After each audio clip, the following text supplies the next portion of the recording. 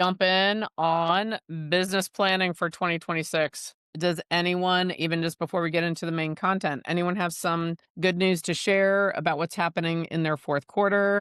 Amanda? My, luxury listing in Rockwell went under contract, cash offer. Excellent. Woo! Okay. Last night. That's fantastic. And I'm going to throw on Amanda also had a short go viral on YouTube, not even on Instagram. So double thumbs up there. Let's get two more quick bits of good news and then we're jumping into everything. I have good news. Karen. One of my clients that I've just kept in touch with as friends, every time they come, we have dinner together. I mean, 2, 3 hour long dinners where we yak. And the son called me up because it's officially in his name. And he said, well, we're thinking of listing. So we started talking a little bit. Yay, I got a new 3 bedroom, beautiful condo listing in Wailea. Excellent. Okay. So anyone who wants to post an amazing property that's guaranteed to get engagement on your socials, reach out to Karen and say, hey, can I put your new listing on my socials and tag you and all that? Typically speaking, resort properties, Hawaii properties, they also get a ton of engagement. All right. I always like to get three, so let's get one more so I don't feel unbalanced for the rest of the session. I'll give you one. Okay. My former mentee, David, ran across an older man in Beverly Hills doing his gardening, and he said that he might want to sell his house. So David came to me, and I went over and met with the guy, and he gave me his phone number. And David's like, we got to close him. We got to close him. And I'm like, you know what, David? He's an elderly gentleman. His generation trusts nobody. We really got to gain his trust, and we got to work on his timetable. And Right. it took us probably about a year, but we're closing by the end of the month. Nice. Excellent. Okay, so perfect. We got three pieces of good news. Now we are jumping in and we are going to really start digging into 2026. Can I get a quick show of hands, or if you guys can blow up the chat? Who has already run through numbers and has a unit goal, and you already sort of have an idea of the fundamentals of what you want to do in 2026? Who's already done that? Put a yes in the chat. Great. So it looks like quite a few of you have. Can you have a couple things handy? Just have your unit goal handy. If you haven't figured out a unit goal, don't worry, because we're going to talk about this and you'll have one by the end of the call. So I wanted to remind everyone that this is actually a very special New Year's that is coming up because the first 25 full years of the century will be over. The last quarter of whatever these 25 years were in your life, it's kind of like a little moment of completion. And January 1 is actually day one of that next quarter of the century. So I was thinking, why don't we just make 2026 fantastic? Richard, I never even thought about that. Oh my God, it's a quarter of a century is almost over. Is gone. How many of you guys still remember all the melee about Y2K? Oh, Y2K, the banking, the computers I are. remember where I was too. A giant chasm will open in the earth and we will all be sucked into those of you that are young that don't remember, it was quite an extravaganza. So you can go ahead to the next one, Ribby. All right, so just today, just to give you an idea, we're going to cover a lot in 90 minutes. Many of you know I like to cover a lot in a short time frame. So we're going to talk fast. We're going to move through. One of the things that we made as a change this year is I'm having a separate Q&A once we go through all the content. So if you're interested in having a deeper dive or have some specific questions about yourself, you'll be able to stay in the Zoom room and we'll have half an hour for Q&A after we've covered all the material. But our goal today is to make sure that you are aligning your personal vision with your business strategy. Who in this room has had a moment in the last 2 years where you felt as if your personal vision for yourself or your core values or how you desired to feel about yourself every day kind of got drifted away from the business strategy? Has anyone felt that kind of disconnect? Quick show of hands, or you can put it in the chat. And that's one of the things that I really want us to focus on today. Many of you have been to a lot of my business plannings or your coaching clients, and I love numbers. I love formulas. I love big data. I love projections. Would you all agree? I'm always reaching for the calculator. But what I thought about for everyone in here to have an extraordinary 2026 Think we have to start within, we have to strengthen the mindset, and we have to make sure that our personal vision is aligning with whatever those numbers end up being. Before we even move from this, and this you can answer if you want, you can answer to yourself. If this is true for you, put yes in the chat. If it's not, put no, because I want some people to see, like, oh, okay, some people, this doesn't happen. Is there anyone other than me in this Zoom room that has put time, effort, energy into all the numbers for a business plan, and you've written out a GPS, and you even did a growth plan where once a month you were going to read a certain book or go to a certain event, and you get all that done and it looks beautiful and it ends up in a drawer or it ends up on a shelf and you don't really connect with it? Has anyone done that other than me? Okay. That is why. And thank Aaron and Ruby, because Aaron and Ruby are the ones that said, they brought that to my attention and they were like, we need to make sure that we're not just filling in formulas and we're not just going, okay, here's which by the way, I love it. Y'all know, anyone who knows me, Amanda, hidden math nerd in a realtor body, right? But I think it is critical. If we truly want 2026 to be different, we have to change our perceptions, our self perception, our belief, our mindset. And if we don't do that, there's a strong chance you're going to create a business plan. It's going to be collecting dust, or it will be like under your computer to make it high enough for your Zoom room, right? So that's my thought today. I would love your feedback on this when we're done. We are also starting this now because in most markets, yes, you're still going to close a lot of deals this year, but really most of your lead generation activity and marketing activity right now, you're actually building 2026 already. So there is an overlap time and it varies per market. Any New Yorkers in here? I don't think I saw a New Yorker yet. New Yorkers, the window closes for you guys in about 2 weeks, meaning if it's not actually under contract in New York by the end of October, it's probably not closing this year. Most of the rest of you, you can still take listings. They'll go under contract. Buyers are going, you still have time. So you're still going to do more in this year. And yet a lot of your initial lead generation is really building next year. Everyone get that? So what we're going to do is we're going to have some additional shorter group calls, a little 45-minute here about time management, 45-minute over here about the budget. We have those on the calendar. And of course, all of you will be invited, but we're chunking those parts down. And I do have some reflection activities for you all to do in October, November, and December so that you're giving yourself the strongest start in January. So let's jump in. Who's ready to actually hear some of the meat? Okay. So we are going to talk to you about yourself first. If anyone is willing to be vulnerable and share, please do. You can raise your hand and I will call on you. So what is your biggest personal promise to yourself as a human? Everyone in here is human, right? Yeah. Okay. What is the biggest personal promise for yourself as a person, as an individual? So not your family, not what you want to do for somebody else. What is something that you want to achieve for yourself in 2026? And this can be physical, it can be creative, it can be a habit that you either want to implement and incorporate or you would like to remove. But what is something you want to do for your own individual self in 2026? Karen, you're muted there.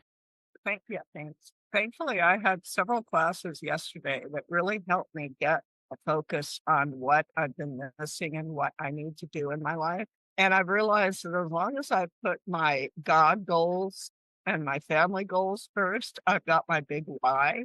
So I want to be able to teach the Bible full time. And the only way I can do that is get my schedule in order. And the only way I can have the strength to do it is to get my workouts in order and to get my recreation or my recreation. I've got to go swimming in the ocean. I've got to go surfing. I've got to do the things I love. And the only way to get all those things done and get all my business done is to finally create a good schedule. Putting off and putting off. I still have my business plan in the drawer like everybody else for last year, and I'm not doing it this year. The only way I'm going to get all my goals done and do everything that I want to do and get my health back and get my strength back is by focusing in on me first, which is going to the gym and working out and doing all the stuff that I love, taking care of everything. Yes, thank you. Excellent. So Darnell, you want to make more money than your wife makes at her 9 to 5. Phenomenal. So both of these are great, and they both have an element of being able to measure it, and you're able to keep track to see, are you achieving that or not? Does anyone else have a promise that they want to make to themselves for 2026 that they're willing to share? I can share. Okay. So for me personally, Bridget, getting back into real estate within the last 6 months and just really learning has been overwhelming. But for me personally, my personal goal is to learn the listing side. Like there's no tomorrow. Perfect. Yeah. And so when I think about tying that to you as an individual, it is like you want to have that self-perception and belief that you're an amazing listing agent, Yes. right? 100%. Yes. Awesome. So even if you don't want to share, I encourage you to write this down. Jay, You may hate this because it's not measurable, but it's okay because it's what I I don't want. care. Mhm. I honestly want to only say yes to things that bring me joy. Excellent. It's really interesting what Karen had shared about the schedule because I'm as efficient and like type A as you can be. I mean, like accomplishing things efficiently has never been the issue. I say yes to things that like are not worth my time. Yes. Anyone Um, else? Anyone who can relate to that, put a yes in the chat. yeah. And I just like I'm not giving, like the gift is my presence. And I'm too distracted. Like I literally want to do less. I know that sounds antithetical to what we're talking about, but like I'm going to do like way less, but way more, if that makes any sense. Can I do a shameless plug? I actually have a podcast episode, and the title is Do Less to Achieve More. And my guest talks about that for, I think, around 45 minutes. So, Jay, you're not alone. And we all are so concerned about our budget of money and our capital reserves and the income. And oftentimes we forget that the most critical budget is our budget of time, mental energy, and bandwidth. And so, Jay, total double thumbs up on that. Is there anyone else in here who can relate to that? How would you like to, in 2026, stop yourself from the automatic yes and stop yourself from the automatic no? Darnell, I'm thinking a little bit about our conversation the other day and give yourself the opportunity to reflect and decide if the question or the invitation is worthy of your time, and will the exposure involved lift you up or pull you down? Is that something we could all add into our decision-making process in 2026? And by the way, that starts today. Okay. I think that's phenomenal. Is there anyone that has a physical promise they would like to keep to themselves? Karen? Well, my physical problem or promise is exactly what I just mentioned. Getting back in the water more often, swimming, surfing, and definitely getting to the gym minimally 5 days a week, period. And if I don't do that, I'm not me. So, period. Right. Does anyone else have a physical one? I see two of my active people. Well, a lot of you were active, but Sarah and Katie, we've actually discussed it. If you do, or if you're interested in having a physical challenge, many of you know, even though I haven't put anything on social media yet, I did go to Mount Whitney a week and a half ago, climbing Mount Whitney. I am going to finally put a post up about that this afternoon. And a couple of my clients, Katie and Sarah, were like, I would love to do that. So if you're interested in possibly doing a physical challenge type of event next year, put that in the chat, put interested in physical challenge. And we're going to be planning an outing like that agents would be able to participate, because a few of my clients are like, I'd go with you, but it was too late, like, for them to get out there. So I think that would be fantastic. I will share one little success with you guys. Some of you may know, I think a lot of you don't, because pretty much y'all see me from here up every week. But in this year, I actually have lost, it's around 32 to 34 pounds, and did it fairly easily. So that was a physical promise I had made to myself last year, and it actually came to fruition this year. And no, it's not just because I was training to climb Mount Whitney. All right, so keep this in mind. If there's anyone in here where you didn't quite come up with something yet, I'm going to flip the question over. Think about, are there promises you've had for years that you have not fulfilled, and promises you made to yourself?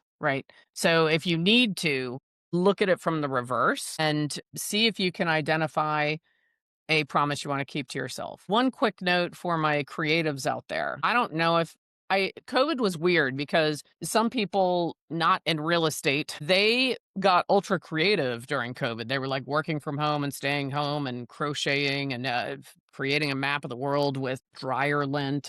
They were doing all kinds of crazy stuff. However, in real estate, most of us had a different experience. How many of you worked harder and longer than you've ever worked in your career in 2020, 21, and at least half of 2022, right? So some of us, we disconnected from creativity. A little way to spark that. Just decide for yourself this week, you know what? I love to fill in the blank, paint, write, do pottery, sing, whatever it is that you like to do that's a creative outlet for you. Literally just pick a day that you're going to make it happen and start it. I have done that myself and I've done it with painting and it feels wonderful. So it really becomes pick a day and make it happen. Okay.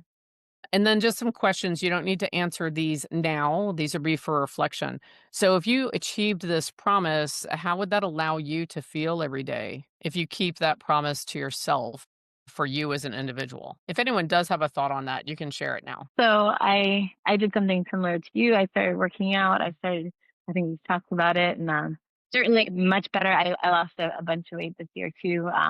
Mostly because my father passed last year, so I gained it, so I lost what I gained. But I think continuing that is going, like, the maintenance is almost as hard as getting there. And so for next year, I want to keep the same goals. My goals every day, 5 miles a day, over 10,000 steps, and all the things. So just maintaining that goal would be important to me, and it helped me obtain the other goals.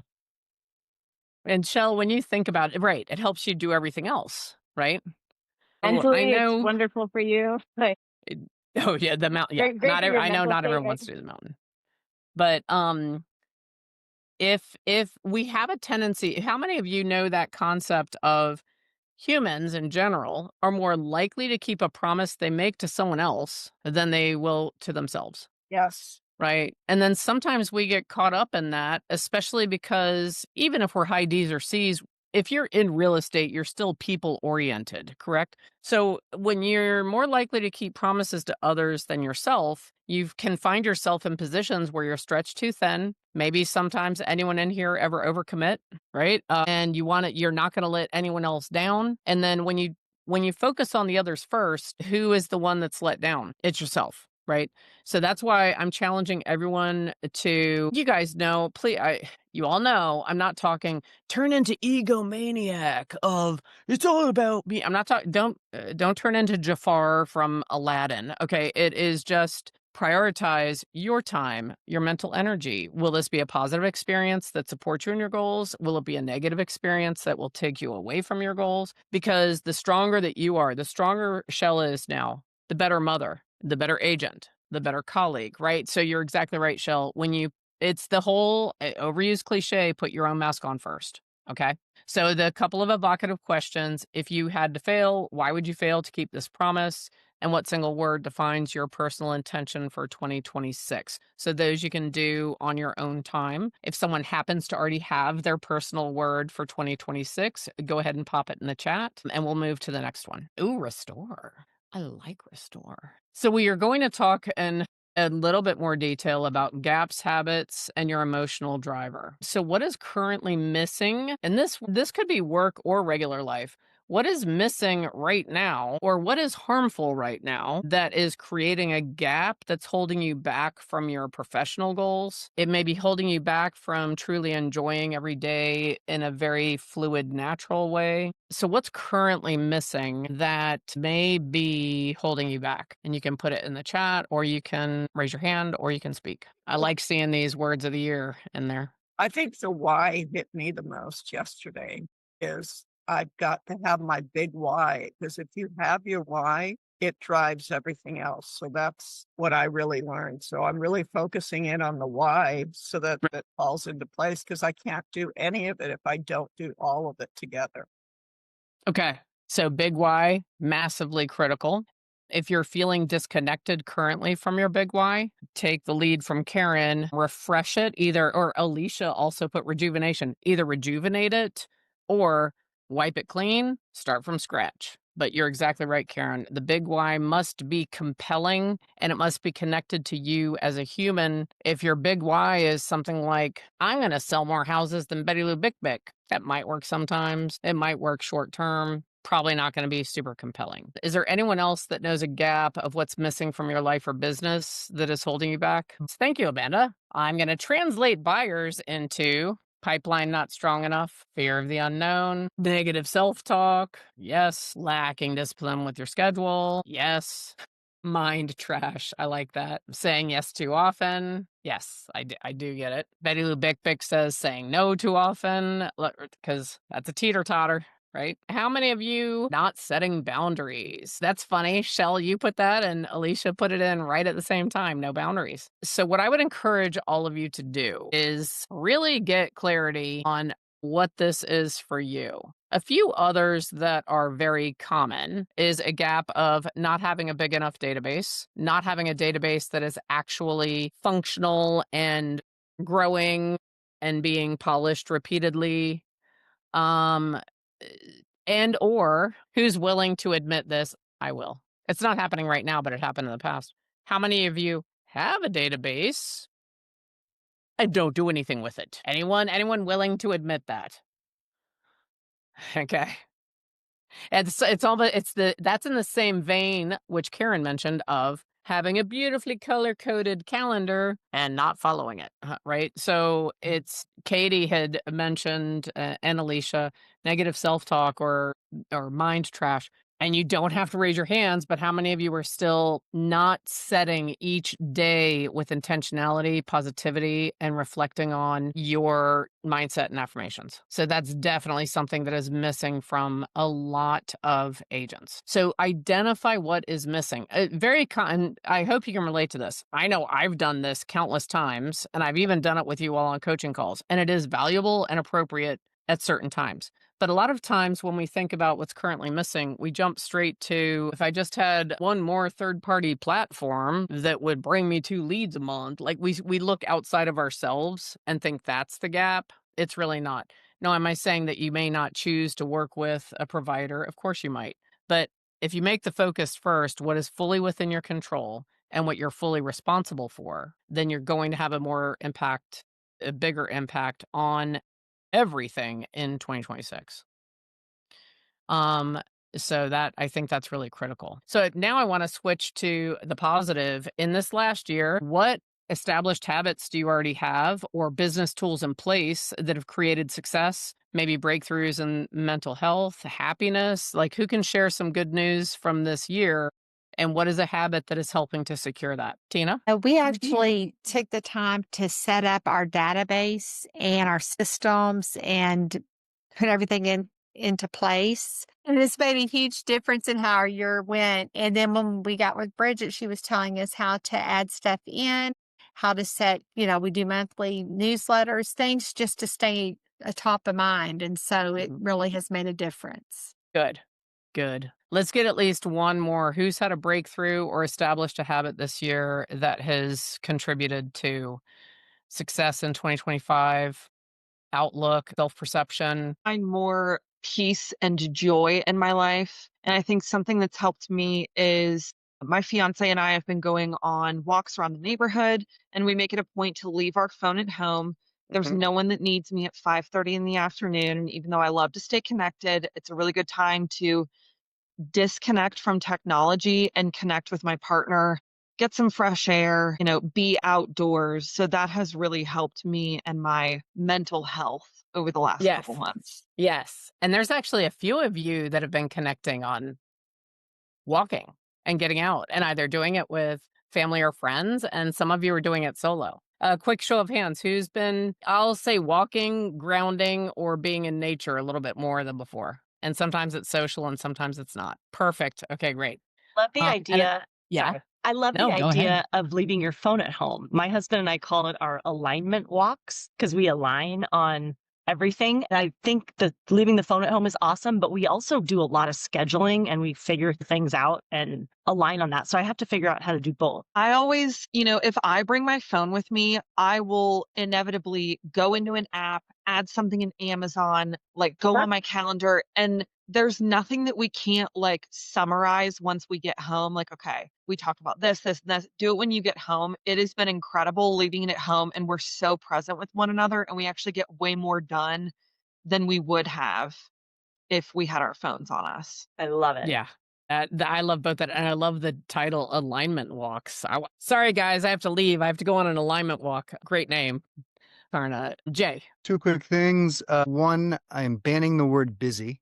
Busy is just nonsense. So busy is now full. I say yes to full and abundance. I say no to busy. Excellent. And the other thing, it was really interesting. I was just like, I would describe it as like just low grade frustration. Like I'm good, I'm healthy. I'm like so blessed in so many ways, but just agitated. I mean, like a low, like 2 out of 10 agitated. And then I was, like social media is just like that. But I was looking at old photos on Facebook of my kids, and I just had one of those just sort of like, it brings you back and you're like, my God, time moves fast. And it was just this beautiful moment where I was like, oh, I remember that. I remember that. And it bothered me that it takes months for me to like look back and reflect. And then like, you're happy then, but like in the moment, you're like, am I happy in the moment? So anyway, Right. so I started doing this thing called the 5+, where Okay. the very first thing I do in the morning is I write down 5 wins from the day before.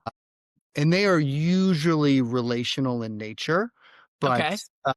I definitely got sort of like a mind for like the various types of wealth, right? Like spiritual, physical, mental health, but like business budget, all that stuff. And it's just trying to like not wait too long to like celebrate a win, even if they're just little baby wins, right? Because Right. those are the little idiosyncrasies that make it all worthwhile. Right. That is right. I love that. And I like that idea of the 5+ system. And I know a lot of you do gratitude journals, and some people do it at night before they go to bed. I'm very intrigued at the thought of adding it in the morning. Karen. Well, like I mentioned before, I realized that I wasn't doing any me time and doing what I really love.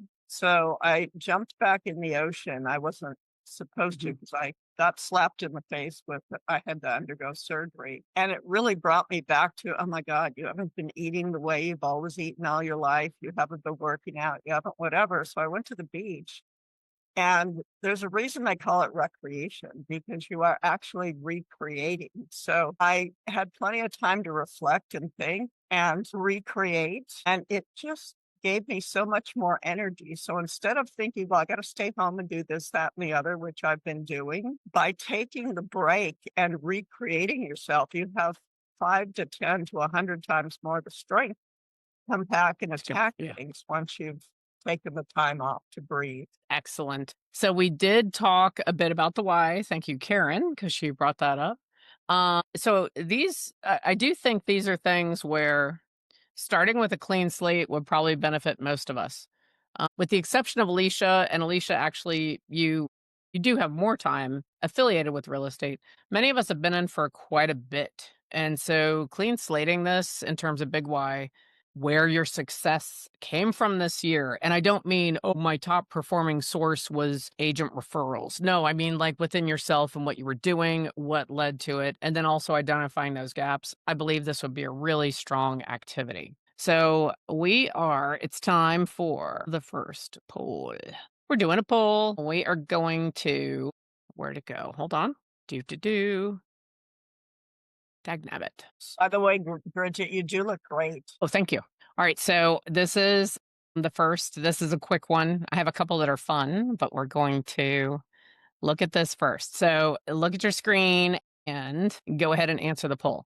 So the question is, what is the single biggest factor currently holding you back from reaching your next level of success? So it's a continuation of what we were just talking about. I thought this would give you a little bit of clarity. I understand this is not an extensive list. So allow yourself, if yours is other, put that in your notes and come up with what yours is. So go ahead, and if there's one there that you believe is the biggest one for you, select it. If you do think that it's something else, then you don't need to answer. But I wanted you all to have clarity on what is this opportunity for you. And I know that I used kind of, fun language to call it the current drag. Turn it around into your biggest opportunity. So identify what this is. It may be on this list. It may be something that is personal to you, but create that and we're going to turn it around and call it your biggest opportunity. Can you all see the results? Okay. So by far and away, time discipline, procrastination, lack of focused income producing activity is clearly an issue that is impacting a lot of us. Self-serving plug number 2. Guess what we're doing October 16th? 10 o'clock Pacific time. We're doing 45 minutes, very specifically, very practical class on time management, your calendar, what to say yes, no, to, what to say no to, all of that is happening on the 16th. So that's interesting. And then it looks like number 2 is the mindset and self doubt, internal noise, fear, lack of confidence. We will have a mindset class. I believe it'll be the second week in November. Okay. So keep your eye out for that because we're going to be doing the specific shorter sessions later. The cool thing is, I thought more people might say lead generation and systems, and there weren't many, and skill conversion. So I'm not surprised by the skill because almost everyone that is working with me is very skilled in the elements of client satisfaction, knowing your market, understanding your fiduciary, knowing your contract. You're all very skilled. So that's not a surprise to me. All right. So if anyone has an issue and you can't find the clarity where you have that giant opportunity, then please let me know. Okay. Anyone surprised by those results? Okay. So, I just you on the systems. That's okay. That's okay. I know I've already shown it to you, but we're making this happen, Shell. We're making it happen. Okay. Um, it's going to happen. Okay. And if you happen to connect with someone in here or with one of their clients, reach out to each other in between calls and share, like, you know what, I didn't want to say it in front, or I was torn between the first and the second answers, but I need this. Reach out to each other and support each other in this. It can, whenever you do that, it's going to benefit both of you. So to all of my high D's and C's, I have some good news. We're going to move slightly outside of looking at ourselves once I tell you the action items for the rest of this quarter. So we're going to start acting right now on making these things happen. And I was thinking in the month of October, what if you set aside and time blocked 1 hour of you time per week? When someone comes up with a better name for that, let me know. I was running short on creativity. And that's what it came to. And an hour doesn't sound like a lot, and yet it can have a huge impact. So plan that out, and I would plan that out once per week for the rest of the year. Because I don't know if you all are aware or not, there's these things coming up called the holidays, and it tends to create additional stress, time constraints, commitments, some obligation, a lot of joy. But yeah, get that on the calendar. And Karen says, call it recreate time. I like that. And I love how, Karen, you took the word recreation and you actually called it recreation. I don't know if you guys all picked up on that, but I was like, I'm stealing that because I love that. I'll always credit you, Karen. And then in November, recommit to what you're passionate about. And for that, I thought just set aside 2 hours and really get reconnected with either a physical passion or a creative passion that's been delayed. I want to share 2 examples, if I may.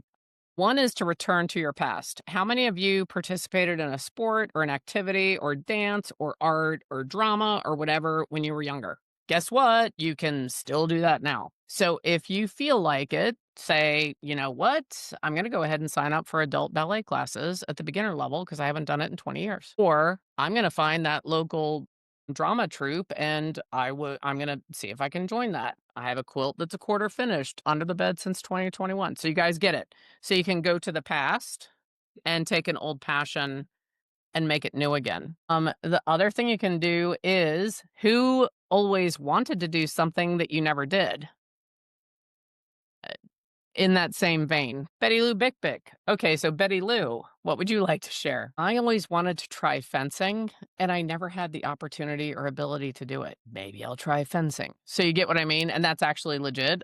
I always had an interest in fencing, never actually did more than just like a couple of demos. And so I'm looking at kicking off 2026 and finding a beginner fencing class. Why not? Right. So, in that vein, in November, look to your past. Is there something you want to reinvigorate? or think of something that you've never done that you always wanted to and see if you like it. Okay. In December, do a personal return on investment audit. So, and that means similar to what Jay was saying. Look at where you're investing your time. Look at your key relationships where you spend the most time, effort, and energy. And see how are you getting the desired return from those efforts, that energy, that time, those relationships. And again, nothing that I'm saying is to be draconian or Jafar like. It's for self reflection. And a lot of times I think we hesitate to do that because how many of you already thought, oh, well, that would be mean. I don't want to be mean to the people I talk to. Anyone have any like little chatter in their head of like, that's turning relationships into a commodity. If you're having any of those thoughts, that's not what I mean. It's more like what Jay said, where could you alleviate some of that low grade frustration that's occurring, that angst that's kind of like, I'm shrouding you every day. If you looked at that and you thought, hold on, I don't feel that way when I do this. Could I find more time to do this? I do feel that way when I put myself in that situation. What could I do to avoid it? So just think about that. If anyone has questions around what I mean further, please let me know. It's very similar to Quantum Leap. Who's taking Quantum Leap? So you know in Quantum Leap where Gary talks about your life will become the average of the 5 people you spend the most time with. And it's something that if you don't pay attention to it, you'll just wake up and find yourself, 80, and you may have had dreams or goals or desires or a bucket list or whatever. Maybe you barely accomplished any of it. And if you don't do that self reflection and have that awareness level, then you're going to be holding yourself back. Baby Grand burned in house fires, just rebought a small piano, classical music, great. I'm going to share a couple of these. Alicia is going to sign up for dance classes. Excellent. Darnell says, good one. I will break the black people can't swim stereotype and go sign up for swimming lessons. Yes, I'm going to say I did not know that that was a stereotype. I have heard the stereotype that there's not a lot that hike or go out in the mountain, but I hadn't heard the swimming one and I love it. Do it. You're going to break through all kinds of stereotypes. I want to get back to hiking and camping. I love being outdoors, and the quilt that Shirley shared. Okay, so you guys get the gist of it. Is everyone on here aware of, by doing these things, how you're going to show up differently at work and you will sell more houses and achieve your goal if you're also doing this? Does everyone agree with that? Is there anyone who does not? Is there anyone sitting there saying, well, I can't go to a fencing class every Saturday morning because what if my buyers from Canada want to go see houses? Anyone having chatter inside that this would not be worthwhile? Okay. All right. Let's keep going. My saying is God created cell phones for one reason, even though we know he didn't. That's my saying. I take my phone to the beach. If something critical happens, I get out of the water. It's not going to die in an hour while I'm out in the water. I can still call and reschedule things a little bit later. So it's not going to take away from your life to recreate life. Right. Good. So this, I know a lot of you have already done. In terms of looking at where did your business come from in 2025, what things underperformed, and what was your best leverage point. But I do want to take a moment, and if anyone is willing to share, and we touched on this a little bit, but does anyone have something they accomplished in their business this year that they're most proud of and they're willing to share with the group and be recorded forever? Karen? I know I've already told the group this, but the thing I'm the most proud of is sticking with my client and keeping in touch and getting my Wailea Beach villas listing where things are sitting on the market for a year and 2 years. And I sold mine in 30 days. I'm very grateful for that. That was great. That was really good. Jay? I purchased a 3-person team. It was a retiring agent and bought there's a model there for us growing our business moving forward. Who in here that also attends Luxury Lounge would like for me to spotlight Jay on an upcoming call where he discusses how he did that? Give me a yes in the chat if you would like that. Okay. All right. We got a ton of yeses. Sounds good. Let's get at least 2 more proud moments of what you've achieved in 2025. And it could be that you overcame a big obstacle. Well, I'm really excited. I was proud after I listened to it. I think I have this hex as a draw, and I was so nervous about being on your podcast, but I got a lot of positive feedback from it, and it was an honor to be able to do that. First for me in my career in business, insurance, or investments. I'd never been on a podcast, so very excited about that. You sounded great. And actually, I think we've never discussed it, but I think you have a beautiful draw. We're going to call it that. I find it highly Well, engaging. well, it was Um, good. And I went back and listened to it and I never stuttered or stumbled. So I was no, excited. no. Yeah. So it's really good. All right, let's get one last one and then we're gonna move ahead. See who's in here. I'm gonna be like the dread you feel when when a teacher is like, do I need to call on people that I know accomplished something? One more person. Share something you're proud of. We don't always get venues where you can openly just say what you're proud of, so take advantage of it. I'll share. It took me several months to close some deals, but I closed 13 so far in the last 6 months. Months. Yes. Yes. Can we all yeah, it's definitely something to be proud of. And we kind of discussed the leverage point a little bit already because we covered in business with that. And the disappointment factor, we don't necessarily need to share unless somebody would like to share to see if there's some group support that you can receive. But take a moment and think about, is there anyone in here who had something that disappointed them with their business in 2025?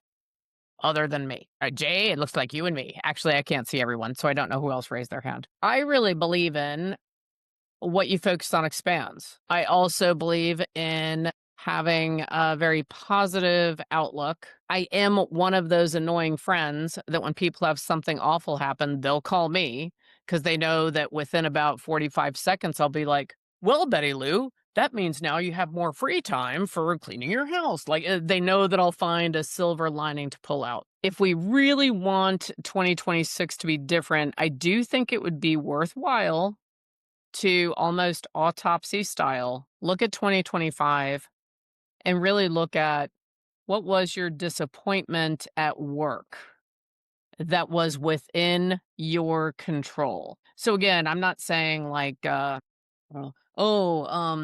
state of California changed the rule of this and I lost out on it. No, because that's not in your control, right? I would time block this. I would time block it and I would set the stage for it, meaning I would put on Chet Baker album or Stan Getz album. I'd have a candle going. I would have coffee and I would sit and say, all right, I'm simply going to look at where was the disappointment. Why do you think I'm asking you, even momentarily, to focus on the disappointment in your business? Why would I be suggesting that? Jolie? So you can own it, learn from it, and stay the course, move forward, and just pivot and correct. And but I think it makes us stronger to learn from things that didn't go well and that we could have done better on. Right. And, but don't stew on it too long. That's right. How are we going Right. to quote Cindy Right. Celios in the chat, address it? So if you want to avoid that happening again in 2026, have control over where you, by the way, this isn't just realtors, this is humans. You've got to love yourself and you have to make it okay for yourself to not be perfect every day. Otherwise, you're going to have a miserable existence and you have to love yourself. Well, sometimes that love turns into, it's okay, Bridget. You can put that off another month. I understand it. You've been busy, right? So we give ourselves outs. So this is a time where it's not that you're not going to be gracious with your own self, but you're going to look at it so you can avoid it next year. Is there anyone in here that has a loose end of some kind, especially around real estate or business, that just repeats year after year? I do. I'll give you an example. Let's put a guess in the chat. When did I buy the equipment needed to launch a podcast? What year do you think that was? 2020. You all are correct. By the way, it was pre-COVID. Weird. Okay. Yes, 2020. I bought the fancy microphone, the ring lights, all the stuff. When did I actually do it? 2025. And by the way, I'm a coach that pushes people to excel and create their life by design and their business the way they want it to be. So all I'm saying is every single one of us, we can look in the mirror, both professionally and as our own individual leader of ourselves. And if there's anything like that, make this the year of change. In fact, I'd even throw it out there. We've got almost 3 months left. If there is something like that, that's been a loose end that you wanted to do for years, do it before New Year's. There's a few of you on here that are also actively doing that. You're really looking to shake things up and you're looking to fulfill a promise to yourself and you're looking to get into action. Make it happen. Okay. All right. So Let's go to the next one. Any questions around that? Everyone get it? We're going to get a little bit more into numbers now. And so I'm going to put up the second poll. Who's ready for a poll? This is January 1st commitment level. So many of you that have worked with me for a long time, you know about the power of 15. Even some of you that are new to my coaching schedule, we've already been discussing it and calculating that for you for next year. So this is a positive indicator of success. An agent or a team that is at 15% of their unit goal or their gross sales volume goal, or their gross closed income goal, it would be pending at that time. If you wake up January 1st, and I'm going to use 100 for ease, and your goal for the year is 100 sales, if you have 15 pendings on January 1st, you are 82% likely to meet or exceed your goal. Were you all aware of that rule of 15? So I've left something out, those of you that have been with me for years. When you're in a seller's market, we include the active residential resale listings. What I'm going to challenge everyone that is in this room or listening to this recording, don't give yourself that factor. Do everything you can in your power between today and December 31st that you will have 15% of your annual goal for 2026 pending January 1st. I want someone to share, and I'm going to end this. I want someone to share, how would you feel waking up January 1st, making an espresso, knowing that you already have 15 pendings? What would that moment feel like? On fire and empowered. Woohoo, I'd feel at ease. I would feel amazing. I'd feel incredible. Another amazing. Hallelujah. I love that. That's a great word. Does everyone get it that this is only an indicator of achieving your goal? So let's just let's go back in time. Who's ever woken up on January 1st with 0 pendings and 0 listings? Okay. Anyone have that? Just because you're not at 15%, it doesn't mean that you won't achieve your goal. So it's not an indicator of failure. It is only an indicator of success. Everyone get what I mean? Any confusion? So if anyone wakes up on New Year's Eve and your goal is 100 and you only have 7 pendings, I don't want you to call me crying and saying, like, I guess I have to go get out of real estate. No, you don't, because you still have time. Okay. But just imagine how you would feel achieving that. One of the things that I like to do is give yourself that safeguard. So this safeguard is, I'll change things up. I'll use 50. Let's say your unit goal is 50.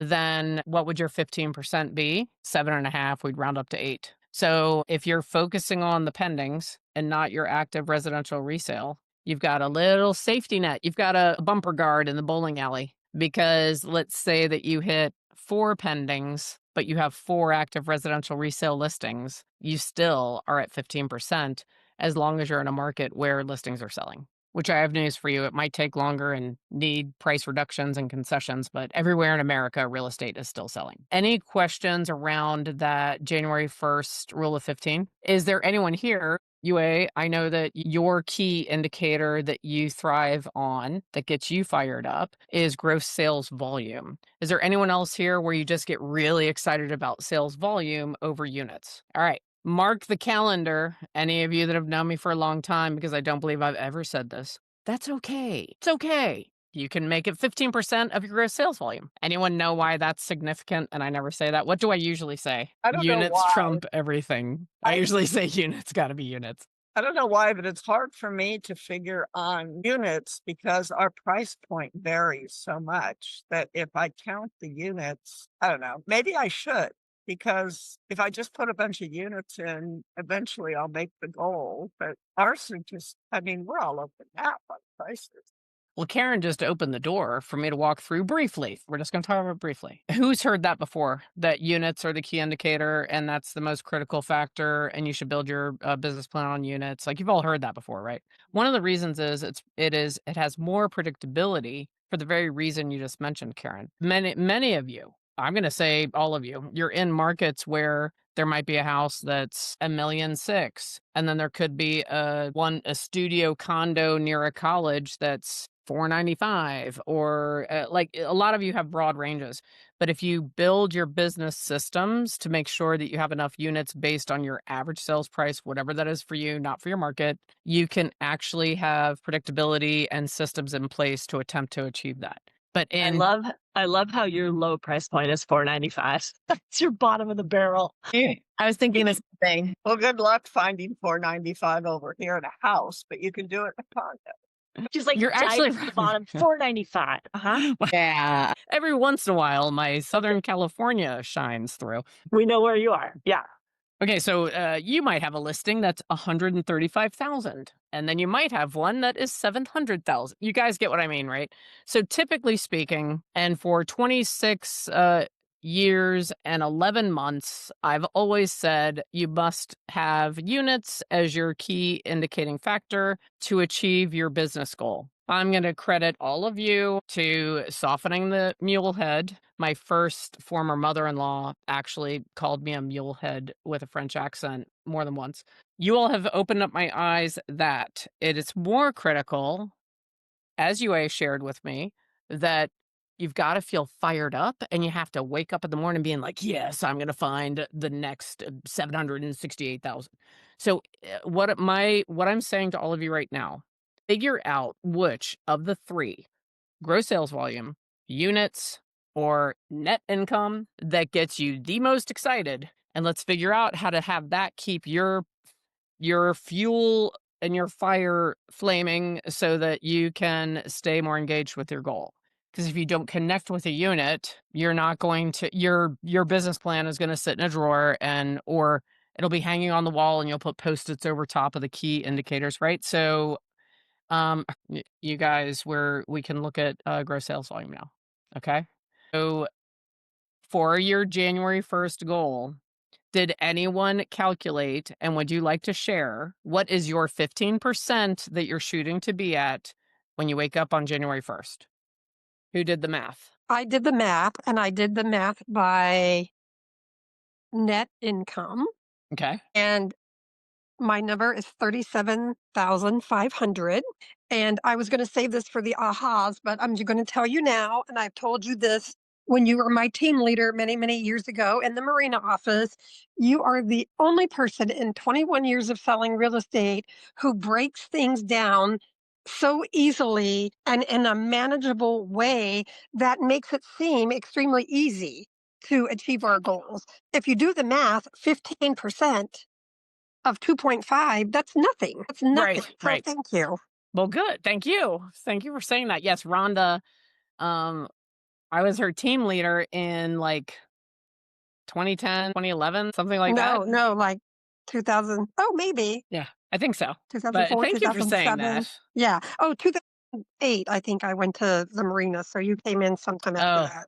that's Yeah. right. So probably around then. You're revealing my secrets. I used to be a team leader. I don't know if you all didn't know that, but I was. Okay. This is awesome. I see in the chat we've got Sarah Gabriel needs 6 pendings. UA needs 7.5 million in pending gross sales volume. Karen wants 150K gross volume income. 80 has 7 units as her 15, and these is 3.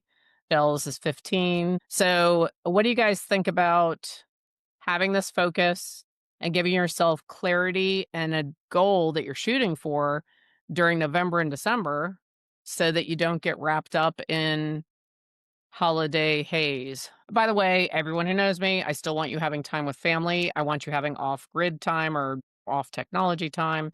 I want you to have boundaries. So we have a lot of recurring words today.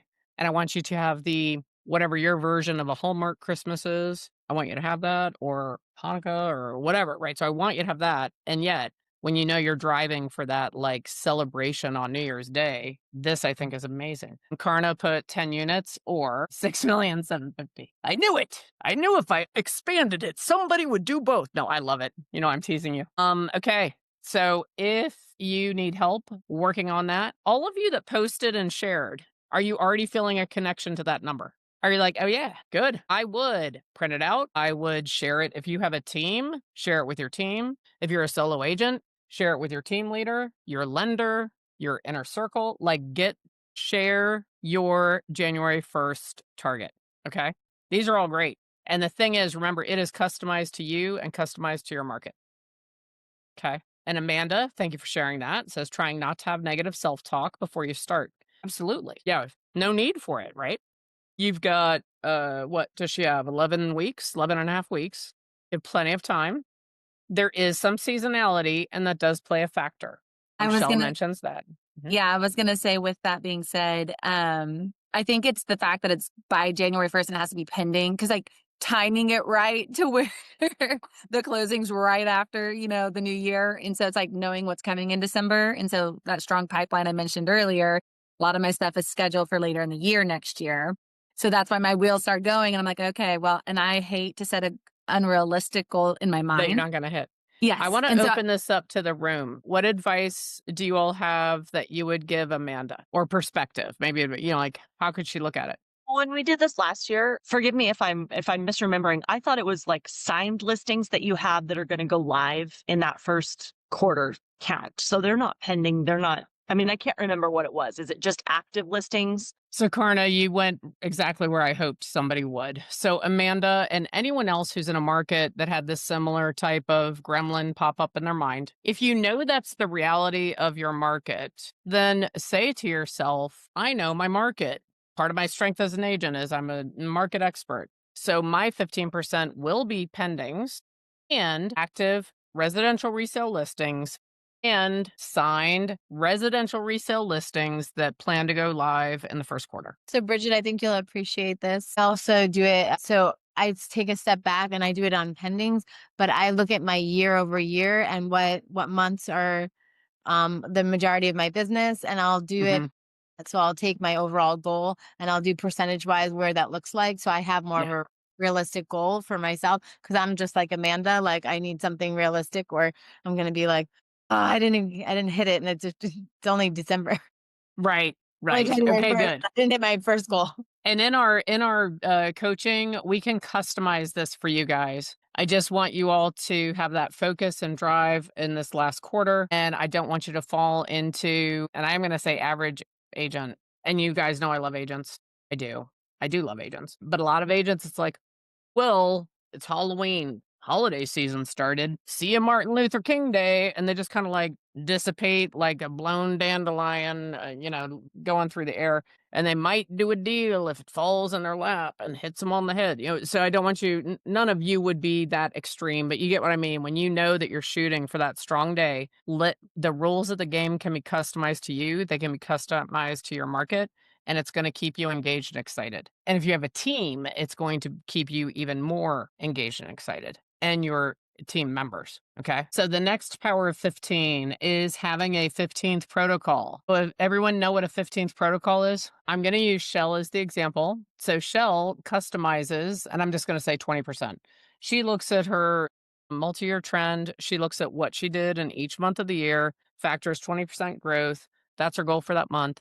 So she knows what she needs to do in that month. So on the 15th of the month, you have an automatic evaluation. Have you met half of the activities and half of the results needed to achieve what has to happen that month? And if the answer is no, then you have a predetermined full court press that just starts right away. There's no decision making. There's no like, oh no, what do I do? I'm behind on goal. Oh, well, I guess I'll start again in March. I don't want any of that happening. So I feel if you truly want 2026 to be different and you don't have a 15th protocol in place, I highly recommend it for all of you. Solo agent, newer agent, 30 years in the business agent, adopt this. So you would set an alarm or a recurring calendar event for the 15th of every month. We can work together to predetermine if you don't have 50% of the results needed for that given month. What are you going to do the last 2 weeks of the month to cover the gap? Who believes if they did that and played that game at a high level, that they would meet or exceed their goal, or they would definitely do more than they have done in the past? Who believes that? I see a few hands. Put a yes in the chat if you believe that would be the case. I want to support all of you in making that happen. And so we're going to have a 15th protocol check-in. We're actually starting it in October. Because, like I said, for a lot of us, what we're doing right now is going to be 2026 business. So the 15th of every month between now and New Year's Eve 2020, we will do a 30-minute quick 15th protocol check-in. If the 15th is on the weekend, it will be that Monday. Any questions around 15th protocol? I have a question. Can you Yeah. explain the full court press? Yes, I would love to. Okay. So now, before you're even in it, we would decide, okay, what are some immediate actions you can take that will lead to more business quickly? And you predetermine. So you might say, okay, if we are not at 50% of our goal by the 15th of the month, every Tuesday evening, the rest of the month, we'll do pizza and prospecting at the office. So from 5:30 to 7, we're going to call past clients, Sphere, whatever it is, you all have different sources. And we're going to do triple play open houses. So if we're not at 50% of goal, the rest of the weekends of the month, we're doing 3 open houses every weekend, right? So it could be, and this varies. That's why we want to customize it. You don't hit the 50%. Okay. That first Friday after the 15th, you're literally calling every vendor you've had any engagement with, including people you haven't done business with, but they want to get in your good graces. And you're going to have a business conversation and say, you know what, who do you know specifically that would like to buy or sell real estate in the next 3 months? I'd love to talk to them, right? So we will craft that, but it is going to be income producing activity at a very high level. Some of you do power days, right? So if you're not at 50% of results by the 15th, automatically the next Tuesday is a bold 100 day or a power prospecting day. And you start at 8:30 and you go until 3:30. You have lunch delivered so you don't pierce the veil and go outside and then end up shoe shopping, right? Yeah, we can craft and customize that for each one of you. Those of you that are more social media oriented, and we can figure that out. Okay, you're going to do a 14 days of why you should live in Weatherford, and you'll have additional content with DMs going out. Like we would figure it out. So it's going to be different for everyone. But what I want us to do is anyone who's taking this on at a high level, come to that protocol meeting, half an hour. We're going to share what worked, what didn't, how are you doing? And we'll support each other so that you don't end up in September with a gap in your production that may feel really big. Who's in? Who thinks this sounds like a good idea? I'm gonna put a yes in the chat. Okay, good. This, by the way, I learned this from Tony DeCello. How many of you know Tony DeCello?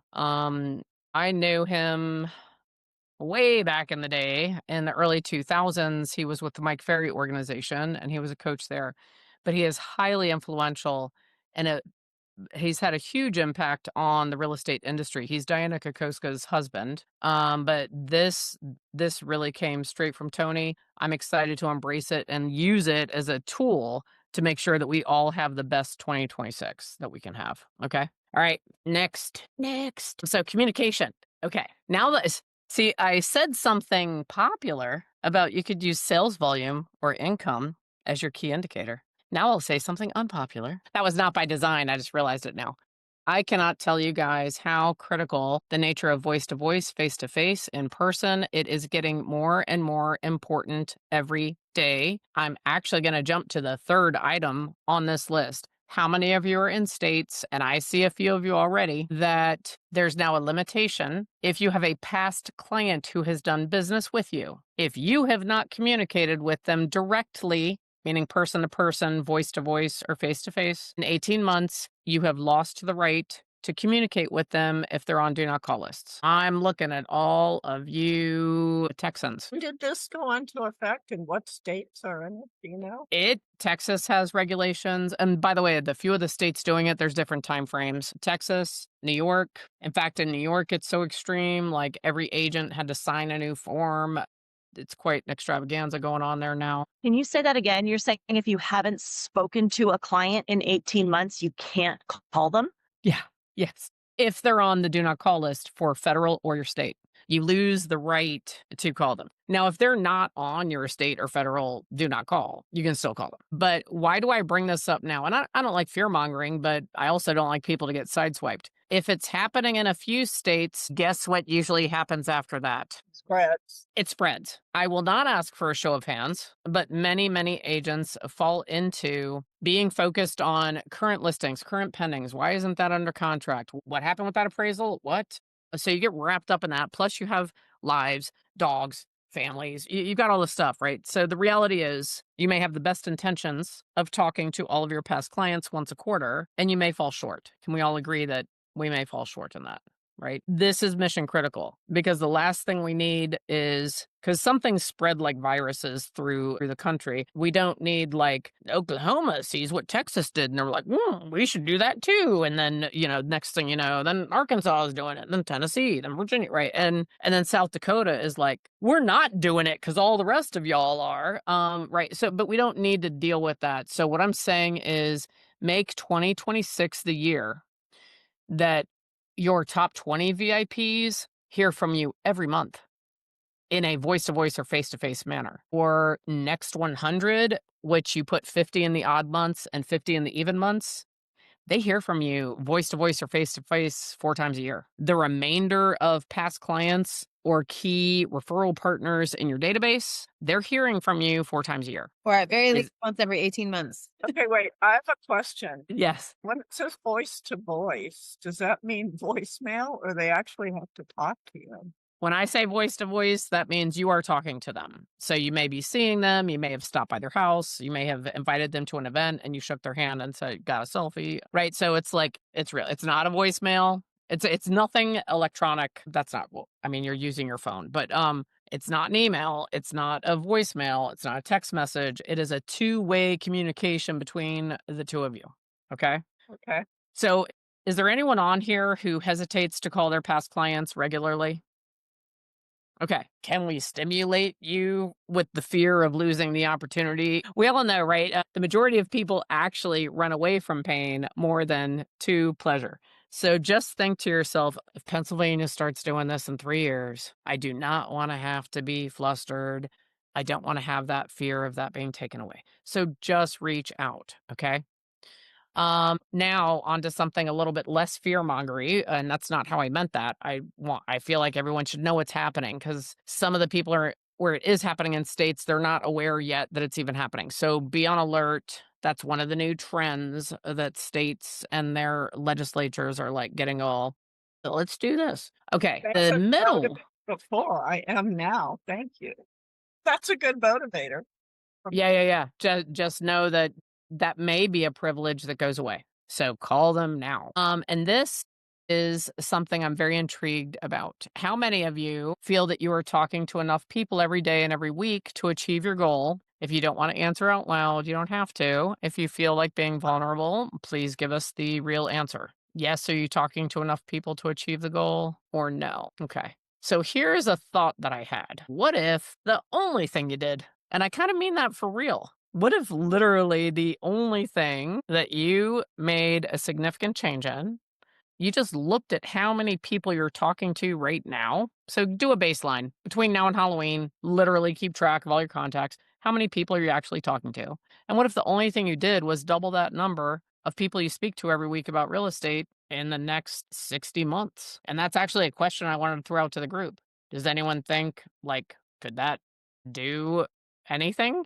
A lot of you know, I like that book, The One Thing. Who's read The One Thing? Okay, so I understand I'm taking it to a slightly extreme level, right? But what could happen?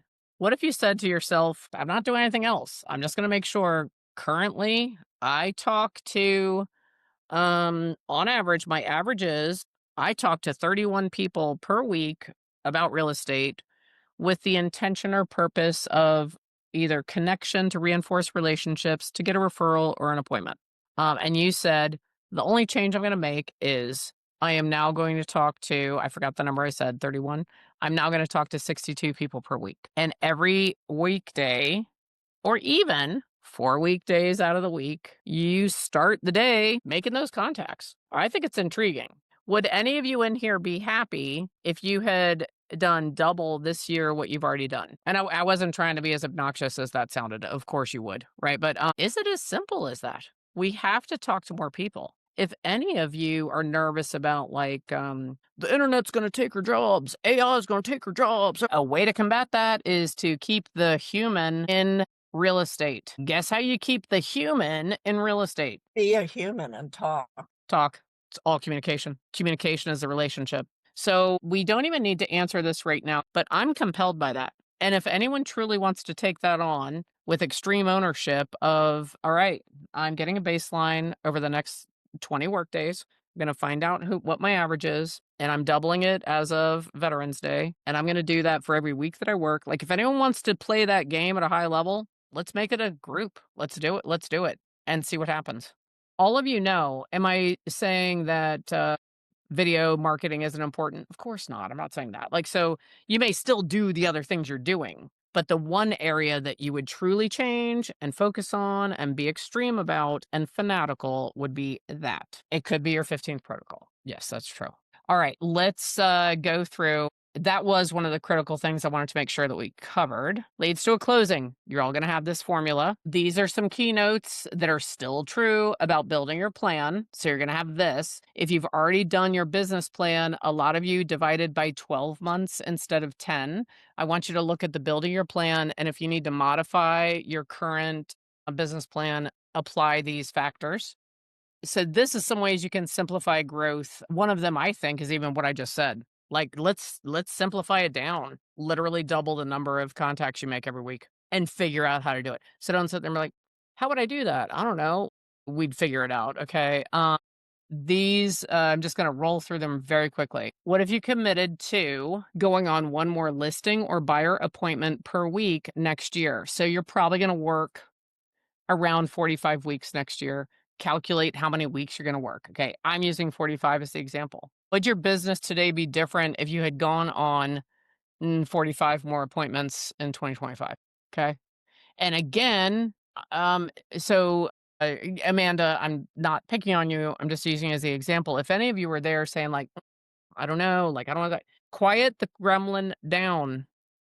Others have done it before. If you want to do it, we just have to figure out how to increase the focus, increase the communication, identify another lead source. We can do it. Anyone who wants to do that could do that. So what if we made our growth next year as simple as I'm going to talk to more people and I'm going on one more appointment per week than I currently go on average? I think that actually sounds very engaging. And I love a spreadsheet. So for me to be interested in something that's simple versus a little bit more complexity is interested. In terms of wealth building and financial security and even capital reserves, what if you're not doing it yet, what if 2026 is the year that you automatically save 5% of each commission check that you get before you've hit your cap?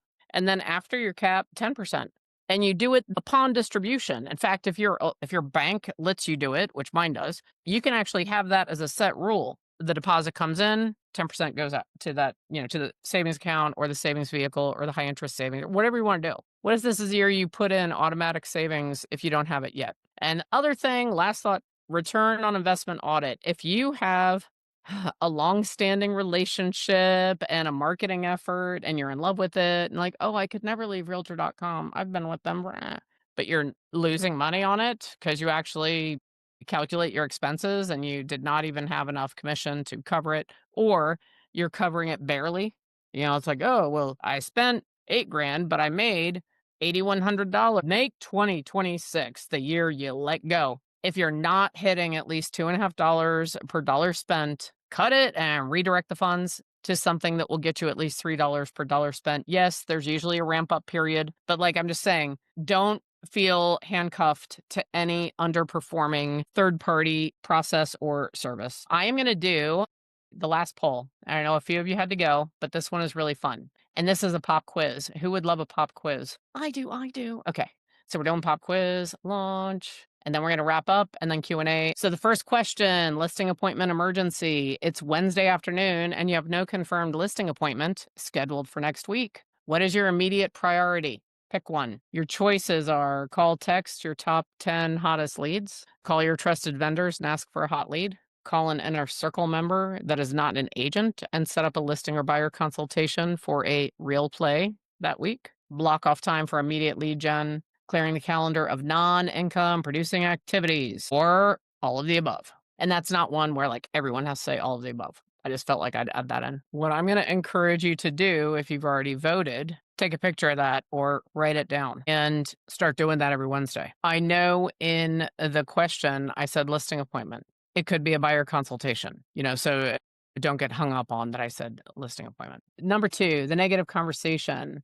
So if you find yourself captured by an agent having a negative conversation about the market, rates, AI, changes in the industry, blah, blah, blah, etc., what should you do? Politely excuse myself and walk away. Listen respectfully, but push back with positive data. Change the subject to a business opportunity. I usually join in. It's cathartic. That person is oftentimes me. So there's your number 2 on the quiz. Number 3, the income justification. So if you had to pay yourself your gross income as a salary, would you write that check every month based on your performance, mindset, and leadership this year? Yes, I earned every dollar. I'm glad to see some people there are feeling confident. Partially. I'm close, but I have room for improvement. Or no, I would need a significant pay cut. I know a lot of times with coaching clients, we take different variations of this question. It's just really a good question. And this is similar to doing that autopsy style. Is if that gets you to wake up earlier and do some mindset, put on a better shirt, get out there and show up differently, that's a great question. And then the client camera test. If your clients followed you with a camera for a month, would all of them stay with you? I love this. Yeah, absolutely 100% of my clients would stay with me. Probably, but a few might question my focus, and I'd probably lose a few clients. I don't want to think about that. Thank you for contributing to tonight's nightmare. Okay, has everyone answered who wanted to answer? All right, let me share the results here. And a lot of you, I love this. You put all of the above. So tying in with the 15th protocol, put all these in when you're thinking about what would your strategies be if you're not at 50% by the 15th. Maybe it's this. Seriously, get your phone out, take a photo. There you go. You would have to add the time block of when it's going to occur. The structure is really important. Um, and uh, okay. Listen respectfully, but push back with positive data. I'm glad to see almost all of you put the top 2. I also like change the subject to a business opportunity. I don't know who put that, but I'm assuming like you've got Debbie Downer negative. Like, I looked at market data and went to a real trends, and they're starting something, and you're just grabbing coffee while you're lead generating. I love that when you go like, oh my gosh, Betty Lou, did you actually hear about the $40,000 buyer grant Jersey just rolled out? Yeah, I'm going to send it to you. Got to get back on the phone. Oh, this question, please, all of you, protect yourself from that. Protect yourself from that. I tell people, imagine that you have a deflector shield that resides in a little bubble that floats above your head. So you're getting a cup of coffee and negative Nelly comes in. You just imagine yourself going like, activate, and the Teflon shield will coat you, and you, whichever out of those 3, you politely and respectfully get yourself out of that situation, but really attempt to protect yourself from any of that negative energy. And then this just makes me really thrilled that, and I'm not surprised, as I talked about earlier, birds of a feather, right, flock together. And all of you in this room, some of you I know well, some of you I know a little bit, and it's a newer relationship. Everyone in here prioritizes client experience and really leaning in on what the true job of being an agent is. So I'm so glad to see that so many of you are feeling very confident in what you're doing. All right, I do like to end with at least 3 ahas from our time together. So who would like to share what stood out for them today out of everything that we discussed? And what might you take actions on right away? Well, I know I'm not making enough calls, and I'm really grateful that you got the emergency kicking the behind that I better call him or I won't be able to call him. So I like that. Thank you. Good. Good, good, good. What else? Let's get 2 more. So my mom's trying. Oh, Go sorry. ahead. Go. I was gonna say my mom's trying to type it, but she was saying to check in every 15th of the month to see how you're doing. Perfect. 15th protocol. Yes, she said, because we have never done that, and we like that too. Since it's just me and her, it's a set day. We know it's happening. We can expect it, and it kind of, if it's not lighting a flame from the beginning of the month, when the 15th hits, it'll be a motivator. Perfect. Okay, good. All right, one more. Who's willing to share one more thing you're taking away from our time together today? For me, I think it's just at the beginning when you said setting that one word goal and just making sure that you stick with that goal and surround your business around your own personal growth as well. Right. All right. Well, thank you guys for sharing. Ruby mentioned in the chat that she loves the concept of the alignment walk, and it's something that she's going to do. I will tell you guys, a lot of you know me. We could actually have this conversation for hours on end. I do apologize that we ran over. The additional information is in the slides. So the rest of it we didn't cover is not as interactive. It's actual factual. You can read it and internalize it and do it. And other than that, I want to thank all of you for coming. Luxury Lounge is still the first Thursday of every month. Exciting. It's going to be in person in Asheville, North Carolina, November 6th. And Katie is going to be co-hosting with me. So I can't wait to see you all for that.